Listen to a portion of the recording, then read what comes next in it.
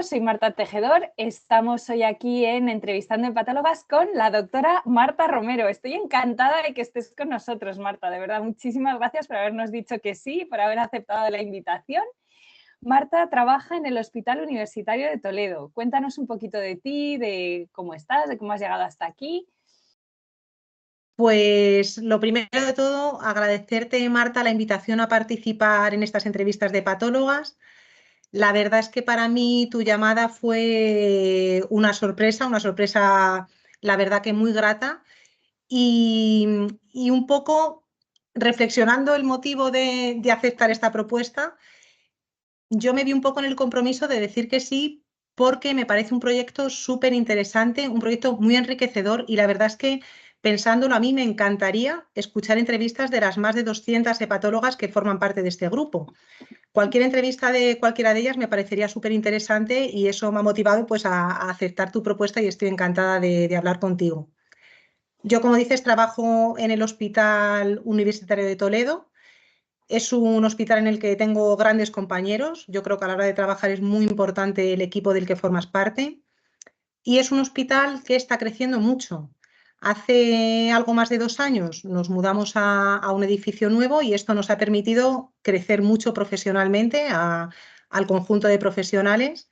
Y en digestivo, por ejemplo, pues ahora en el centro nos enfrentamos a retos importantes como es iniciar un programa de trasplante, como es crecer en el tema de la docencia, intentar, pues eso, que sea un hospital que abarque también la docencia de alumnos de medicina.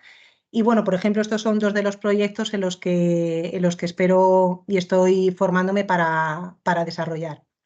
Pero no son los únicos retos a los que te has enfrentado. Yo te he invitado porque has liderado como una jabata un proyecto multicéntrico nacional de hepatocarcinoma sobre hígado no cirrótico. Cuéntanos.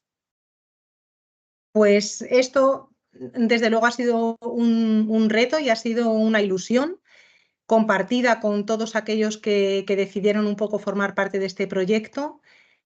Esto surgió pues a razón de que en nuestro centro nosotros habíamos presentado este mismo trabajo, pero solo con los pacientes de Toledo, el mismo tema, hepatocarcinoma en pacientes sin cirrosis hepática, y gracias al grupo de patólogas surgió la oportunidad de hacer, como dices, un estudio multicéntrico, un estudio prospectivo, lo cual a nivel científico es muy enriquecedor. Entonces es una forma en la que yo en primera persona he vivido lo que significa la sororidad, ¿no? Que es uno de los lemas de este grupo, como hepatólogas, investigadoras de centros de muchos sitios aceptaron la propuesta de participar en este trabajo. Yo recuerdo cómo una tarde, pues después de decidir un poco que se iba a hacer este trabajo, que se iba a intentar presentar y que hubiera un apoyo del grupo de patólogas, pues yo mandé un mail para invitar a todos aquellos centros que quisieran participar. Y recuerdo con muchísima emoción cómo muchísimas investigadoras que no me conocían absolutamente de nada, esto fue en el 2018, empezó hace ya muchísimos años, me contestaron que sí, que se unían al proyecto, que iban a participar. Y esto la verdad es que fue pues una fuente de ilusión y es muy de agradecer a todas aquellas investigadoras que aceptaron la propuesta. Y luego a raíz de esto, ya viendo que el proyecto probablemente iba a salir adelante, pues invitó a grupos de otros centros a participar, de otros grupos de trabajo, gracias también al apoyo de muchas de estas hepatólogas, a investigadores e investigadoras de cualquier centro que quisieran unirse. Y afortunadamente ha habido pues muy buena respuesta y hemos podido desarrollar diferentes estudios en estos años. Así que ¿Cómo? muy agradecida a todos. Claro que sí. ¿Y cómo se te ocurrió, o sea, cómo surgió tu interés en esto del hepatocarcinoma sobre el hígado no cirrótico? Pues es un tema que a mí siempre me ha llamado la atención, ¿no? A mí me gusta muchísimo la investigación clínica y yo me dedico mucho al área del hepatocarcinoma. Y cuando me surge una pregunta en algún paciente mío, pues a veces te preguntas cómo puedes intentar contestarla si no hay evidencia científica, pues intentando buscar tú esta evidencia. Por eso yo creo que es un poco mi pasión o lo que a mí me atrae de la investigación es cosas que no tienen respuesta, intentar encontrarla en la medida de lo posible. Por eso buscamos la solución en nuestros propios pacientes, pero por supuesto, pues todos los estudios multicéntricos, y es un poco un aprendizaje de esto, ¿no? Todo en medicina funciona mejor cuando se hace en equipo. la atención al paciente, ¿no? Cada vez las patologías son más complejas, necesitamos más que varios profesionales se involucren en esto, y en investigación pasa lo mismo. Pues para hacer un trabajo potente siempre necesitamos que haya más investigadores y más centros que lo desarrollen. ¿Y como cuántos centros? ¿Tienes una idea de cuántos centros se han adscrito al proyecto, más o menos? 23 centros. Toma ya, Sí, 23 centros de toda sí, España. sí, sí. ¿Y como cuántos pacientes habréis reclutado? Han sido 141 pacientes. Toma ya, pues sí, además que no es no sé, no debe ser tan súper frecuente, ¿no? Sobre hígado no cirrótico, que reclutar más de 100 pacientes es un exitazo. Sobre todo un poco, pues lo que decimos, ¿no? Es prospectivo, hay muchísimos años de seguimiento. Yo creo que eso le suma un plus y le sumaba también un poco una dificultad. Pues el tesón no ya solo de coordinarlo, el tesón de cada uno de los investigadores que han sido año tras año tras año recogiendo todos los datos de estos pacientes y aportando datos nuevos y siempre colaborando. Pues cuéntanos cómo es, o sea, cómo es enfrentarte a un proyecto así. O sea, tú dices, vale, me mola la idea de coger y juntar aquí la experiencia de toda España, básicamente. Entonces, ¿cómo te planteas esto? ¿Mandas un email y esperas a ver qué pasa? Luego, ¿cómo sigues reclutando más pacientes, o sea, más centros? ¿Cómo es ese networking? Porque habrá gente que tenga ideas y diga, no sé ni por dónde empezar. Pues yo creo que es un poco un ejemplo de cómo hay cosas que hay que empezarlas un poco gota a gota, ¿no? Hay muchas cosas que uno va sembrando y planta una gotita y planta otra gotita, ¿no? Y al final tú vas regando un poco una idea y esa idea al final crece, ¿no? Yo veo un poco este proyecto como algo así.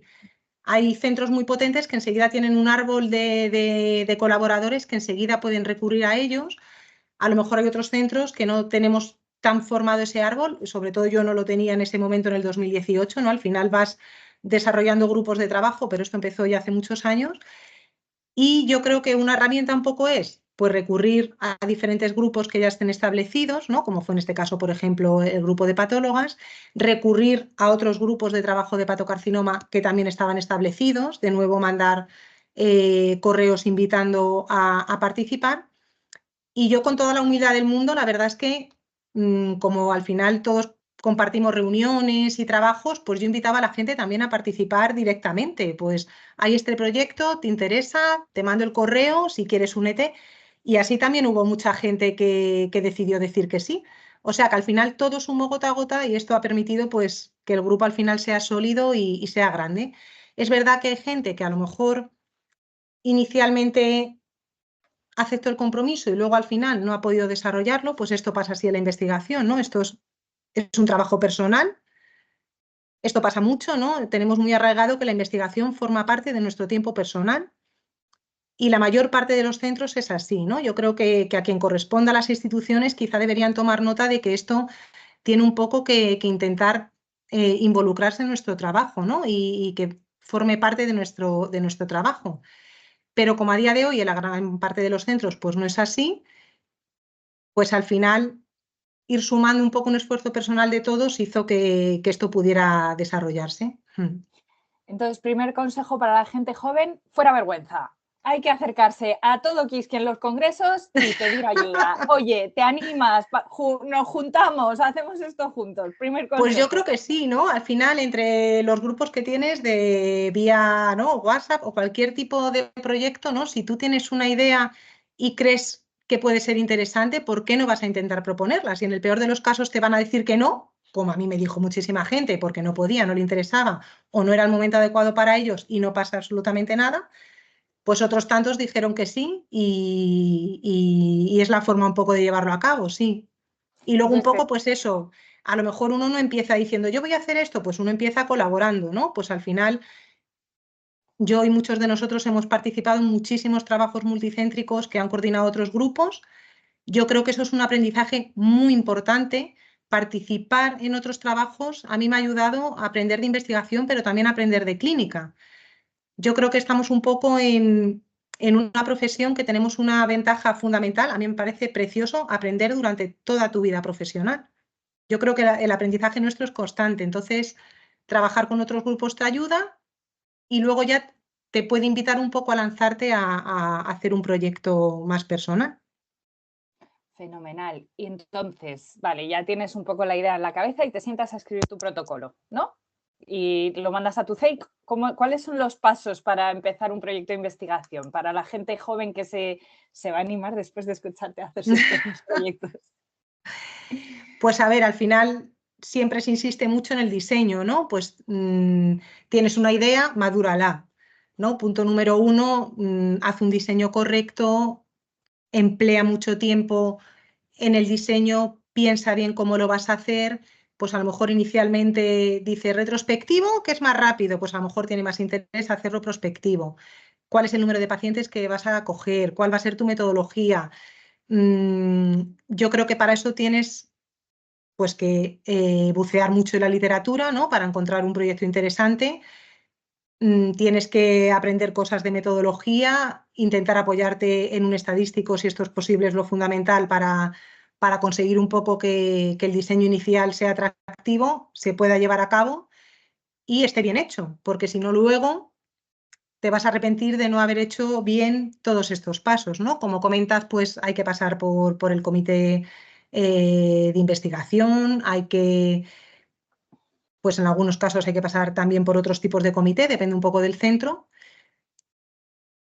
y hay que diseñar la base de datos y luego, pues nada, para adelante y poquito a poco, ¿no? Al final otro mensaje es paso a paso y con perseverancia. Al final se llega, parece que no, pero al final se llega. Y luego, chicos y chicas que nos estéis escuchando, hay estadísticos, de verdad existen. Preguntad en el hospital, suele haber un equipo de bioestadística un poco escondido, pero están ahí. Y si no, en general hay una universidad adscrita al hospital que suele tener un departamento para colaborar. Eso es cuestión de preguntar y enterarse, pero hay estadísticos muy, muy dispuestos a echar una mano, ¿verdad? Eso es, sí, sí, así es. Fenomenal. Y luego viene ya la parte de analizar los datos, interpretarlos y empezar a cosechar. Claro, luego es otro aprendizaje, ¿no? La parte del análisis, la parte de la exposición, pues esto es un crecimiento continuo y es un poco, pues un reto cada una de las partes, ¿no? Y yo creo que es verdad que el hecho de ser un proyecto pausado, ¿no? Un proyecto que no es hago un retrospectivo, lo hago todo, a mí me ha permitido un poco disfrutar o ser muy consciente de cada etapa, ¿no? Y también desarrollarlo un poco a un ritmo que me lo permitía también mi situación. Porque obviamente si es prospectivo, pues toda la primera parte estás recogiendo los datos, ¿no? Entonces al final eso es como un esfuerzo continuo también, pero bueno, tienes que ir haciéndolo con vistas luego a presentarlo en congresos o a publicarlo. Y bueno, la parte de la presentación también es una parte que supone un reto. Nosotros lo hemos presentado en congresos nacionales, internacionales, mmm, con ayuda también en muchos casos de muchas de las compañeras. Ahora lo vamos a presentar en el congreso de la SPD, en el ISEL, parte de estos resultados. Y hemos publicado uno de los artículos y espero que próximamente pues, publiquemos ya el artículo definitivo. Cuéntanos la sensación que tuviste cuando te aceptaron yo qué sé, el primer abstract de este proyecto que con tanto esfuerzo y tanta ilusión pusiste en marcha. Pues otra fase, ¿no? Como decimos un poco, esto tiene diferentes etapas y la parte de la aceptación, la verdad es que fue muy gratificante y fue sobre todo una sensación compartida, porque en todo momento, como esto es un flujo constante de comunicación con todos los centros, pues al final el decir nos han aceptado el trabajo, vamos a presentarlo aquí, yo creo que supone una motivación para que el grupo siga adelante, ¿no? Si tú vas intentando un poco plasmar cómo ese esfuerzo que estamos realizando todos en conjunto está empezando a dar sus frutos, yo creo que eso es motivador para seguir impulsándonos a seguir, seguir y seguir. Entonces, esta primera presentación fue muy gratificante y hemos presentado un poco tres líneas de investigación, una la serie general, otra los pacientes operados y la que estamos haciendo ahora, que es la de la terapia sistémica. Y cada una, la primera como tú dices, pero bueno, cada una de las aceptaciones siempre ha supuesto como un impulso para seguir adelante. Y yo creo que un reto de este trabajo también ha sido intentar un poco que todos los investigadores se sintieran parte del trabajo y plasmarles un poco mi respeto y mi gratitud a todo lo que estábamos realizando juntos, porque cada uno de ellos me ha ayudado muchísimo y ha tenido un papel en diferentes etapas. Como dices, en la presentación a los comités de ética, es muy importante ese primer centro que te ayuda en esto. A presentación en un congreso que yo no podía presentar y otra compañera defendió de una forma espléndida. A seguir recogiendo pacientes, intentar abarcar el mayor número de pacientes posibles, a revisar los artículos y darme su opinión y unas recomendaciones muy buenas en los abstracts, ¿no? Entonces, siempre intentar un poco que todo el mundo sienta que forma parte de esto, porque así es, y como su trabajo es muy importante para que esto se lleve a cabo. Y, pues no sé, como decía un poco, pues paso a paso. A mí me encanta lo que transmites del trabajo en equipo. Además, me parece que es algo, no sé, que tenemos que defender y que tenemos que pelear porque sea así. Ese trabajo en equipo en el que das y recibes, y es por tu parte, por parte del resto de colaboradores, y que todo el mundo es importante y que gracias al esfuerzo de todo el mundo las cosas, ¿no?, van para adelante. ¿Y has tenido que presentar en algún oral de un internacional? Pues en esa ocasión, como comento, yo no podía y fue una compañera la que lo defendió. En esa ocasión es la que me refiero, porque yo tenía que hacer la OPE y era una situación muy compleja para mí y ella lo hizo fenomenal. Y otro ejemplo más de agradecimiento. Fenomenal. O sea, que te has metido en este fregado estudiándote la OPE, preparándote para el trasplante, a tope, di que sí. Pues como comentábamos, ¿no? Si esta es la vida del día a día de las hepatólogas y de los hepatólogos. Otro mensaje importante, se puede, poquito a poco, no hay prisa, un pasito detrás de otro, cada uno a Eso su es, ritmo y al eso final es. llegamos, ¿verdad? Que Sí, no yo hace creo que al falta. final, pues todos nosotros, o un poco lo que a mí, porque a veces uno dice, ¿y yo por qué me estoy metiendo en estas cosas? ¿No? ¿Qué es lo que a mí me hace meterme? No tendría por qué, pero es que siento que yo quiero hacerlo, ¿no? Entonces, yo a veces pienso que esto viene un poco de lo que yo llamo, o he reflexionado un poco, que yo llamo mis faros, ¿no? A lo largo de nuestra vida, antes de ser médicos, durante la medicina, y creo que va a ser así para mí siempre, hay determinadas personas que nos sirven de luz, ¿no? Tú tienes un familiar, un compañero, un amigo que te resulta inspirador, ¿no? Y hace algo que tú dices, yo quiero hacer esto, ¿no? Que puede ser la forma en la que uno informa a un paciente, cómo se dirige a alguien, qué trato tiene con sus compañeros, que puede ser cómo defiende una ponencia, cómo presenta un trabajo en congreso, que puede ser cómo vive su día a día, ¿no? Y a mí, tanto familia como compañeros, en diferentes momentos me han servido un poco de faro y yo creo que es uno de los impulsos que a mí me lleva a aceptar este tipo de retos o apetecerme hacer este tipo de proyectos. Si tuvieras que elegir 3 de estos aprendizajes o de estos faros, ¿podrías seleccionar 3 que digas, jo, estos 3 cosas han sido realmente como determinantes o puntos de inflexión? O 2, o 1. Pues recuerdo, bueno, personal, la familia, ¿no? El impulso que supone cuando tú tienes una familia que te motiva, ¿no? Te motiva en ser buena persona, te motiva en intentar hacer las cosas lo mejor posible. No te presiona, sino que te motiva, ¿no? Yo creo que la parte, y los que somos padres así lo queremos para nuestros hijos, haz las cosas lo mejor posible, sé buena persona, sé respetuosa y lucha por aquello que tú quieras hacer. Otro aspecto importante que quizá yo he reflexionado un poco a raíz de pensar en hablar contigo, para mí fue cuando empecé la residencia y había como un premio que se daba al residente más destacado, ¿no? Esto es una cosa un poquito ambigua, pero yo vi como una compañera lo recogía y yo dije, qué bonito llevar trabajando todos estos años de residencia, ¿no? Y conseguir subirte ahí, ¿cómo se tiene que sentir esa persona ahora? Me encantaría estar ahí.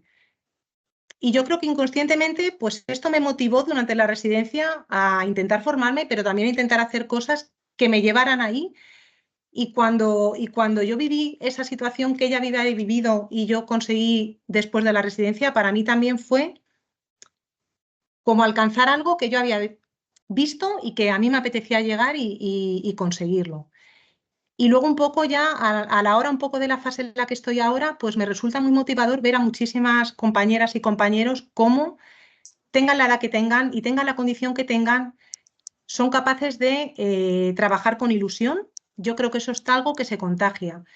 Lo que digo, intentar hacer las cosas lo mejor posible, intentar buscar el motor que a ti te motiva, intentar no caer en la desidia, ¿no? Todos tenemos una presión asistencial tremenda, todos trabajamos contrarreloj, como decimos, pero que eso no nos haga perder la motivación, ir contentos a trabajar. Y yo he tenido diferentes personas, aquí ya son varias, que me han hecho ver así la medicina y que espero no perder este frente de vista.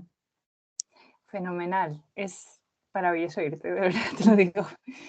Y, o sea, que tu experiencia global de liderar un proyecto prospectivo multicéntrico nacional, es que lo digo y digo, wow, increíble. ¿Ha sido buena? ¿Ha sido una buena experiencia? Pues ha sido muy buena y lo sigue siendo, porque al final yo creo que es eso, un poco, si tú decides hacer algo y es algo que además te va a suponer un esfuerzo, yo creo que si lo haces, lo tienes que hacer porque lo quieres hacer. Y tengas la motivación que tengas, que te mueva y que suponga, como digo, un aprendizaje, un reto o que algo te haga meterte en ese proyecto. Entonces, yo un poco lo que haría sería eso, invitar a todo el mundo que tenga una ilusión, que pueden ser ilusiones diferentes porque cada uno de nosotros tendremos unos objetivos totalmente distintos. Incluso nosotros mismos, la misma persona tendrá unos objetivos totalmente distintos en su vida personal y profesional, ¿no? Y ningún objetivo es mejor que otro. Pero si alguien tiene un deseo, desea hacer un fellow, desea viajar al extranjero, desea hacer una subespecialidad, desea aprender una técnica, desea ser docente, gestor, líder, desea no meterse en esos proyectos y ser el mejor médico posible y hacer las cosas lo mejor posible y tener la mejor atención para sus pacientes, pues yo lo que sí que les invitaría un poco es a alcanzarlo, a intentar lograrlo, con respeto a uno mismo, con respeto a todos los demás y con tesón. ¿Ha habido algún rato que digas, lo mando toda la porra, o sea, no puedo más? Estoy hasta el gorro, ¿en qué hora se me ha ocurrido meterme a mí en este tinglao? ¿Ha habido momentos de esos? Pues me encanta esta pregunta porque efectivamente, igual que porque siempre que uno habla, pues se tira más por lo positivo, ¿no? Y esto es así porque nos pasa a todos y al final la memoria es selectiva y nos acordamos de lo bueno y parece que todo es de color de rosa, pero esto no es así. Obviamente esto supone muchísimo esfuerzo, esto supone renunciar a otras cosas y esto supone, como dices, el vértigo, me invitan a presentar esto y es que qué ilusión me hace que me inviten y ahora hay que presentarlo, ¿no? Y entonces, cuando ves que la montaña es muy grande y no puedes abarcarla, ¿no? Pues al final un poco yo lo que he aprendido cuando ves una montaña gigante de Dios mío, tengo que hacer esto es, bueno, voy a dar el paso que tengo que dar hoy, voy a dar el paso que tengo que dar mañana y no puedo pensar en la cima porque no voy a alcanzarla así, ¿no? Entonces, ir un poco, ¿qué tengo que hacer hoy? Esto, si puedo lo hago y si no puedo, pues tampoco pasa nada. Entonces, eso es un poco una de las trabas, ¿no? Dentro de la montaña de cosas que tenemos que hacer todos, pues cuando ves que a lo mejor no vas a alcanzar el objetivo.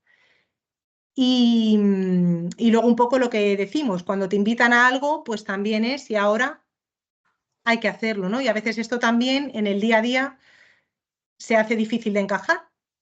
Por eso al final es como, pues hay cosas que afortunadamente uno puede ponerse un poquito su ritmo y buscar de la mejor manera posible, siempre que eso para ti te suponga un bienestar. Quiero decir, tú lo puedes pasar mal en una fase del proyecto, pero el cómputo tiene que ser bueno, porque si no, tampoco tiene mucho sentido embarcarse en ese proyecto. Pero obviamente, en cualquier cosa que hagamos o que decidamos aceptar, habrá momentos buenos y habrá momentos regulares y habrá momentos malos. Al hilo de esto, yo estuve a punto de mandar a la porra la tesis porque tenía que repetir como la mitad de los Eso exámenes, es. casi me muero. O sea, hubo un momento de, a esto, y dije, no puedo. O sea, tengo a tanta gente detrás, esto en mi caso personal, tengo a tanta gente detrás que me está ayudando, que ha parado sus proyectos y sus tesis para ayudarme con la experimentación. Que no, o sea, tengo que terminar como sea. Y a mí, pensar en esa gente que había detrás me ayudó. Y tú, que me imagino que con el equipo tan enorme que tienes detrás, pues también es un añadido. Pues yo creo que eso es muy importante. A mí en la tesis me pasó exactamente lo mismo que tú. Yo creo que es una sensación intrínseca a la tesis, porque mucha gente cuenta esto, porque tú ves ahí el proyecto gigante y ves que no llegas, que no llegas, que no llegas. Y es verdad que la gente que te apoye es que es una cosa fundamental. Al final a mí que ahora me llegue un correo y me diga lo que necesites, porque escribir es muy duro también. Y entonces tú recibes un correo que pone lo que necesites. Pues eso es un impulso, desde luego que sí. Fenomenal. Pues nos quedan 5 minutitos. Yo no sé si quieres hacer un resumen de los puntos claves de lo que supone liderar, así en 3 o 4 bullet points, lo que supone liderar un proyecto multicéntrico, y luego terminamos con unas perlas de sabiduría para la gente que nos está escuchando.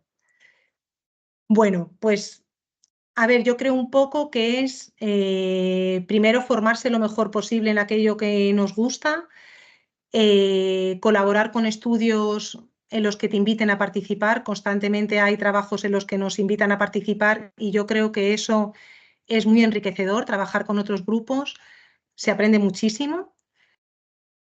Y yo creo que es un poco el pensamiento de que cualquiera de nosotros somos investigadores en potencia. Quiero decir que es verdad que hay opciones en las que las cosas son más fáciles, menos fáciles o difíciles, pero yo creo que si algo te gusta, puede ser la investigación, la docencia, la asistencia, cualquier parcela de la medicina. Si tú crees que eso te interesa, yo creo que hay que ir a por ello.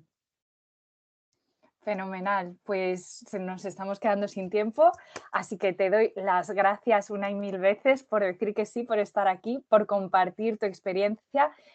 Yo insisto, a todos los que nos estáis escuchando, estas entrevistas, o sea, el objetivo es que estemos todas. Yo quiero entrevistaros a todas, decidme que sí.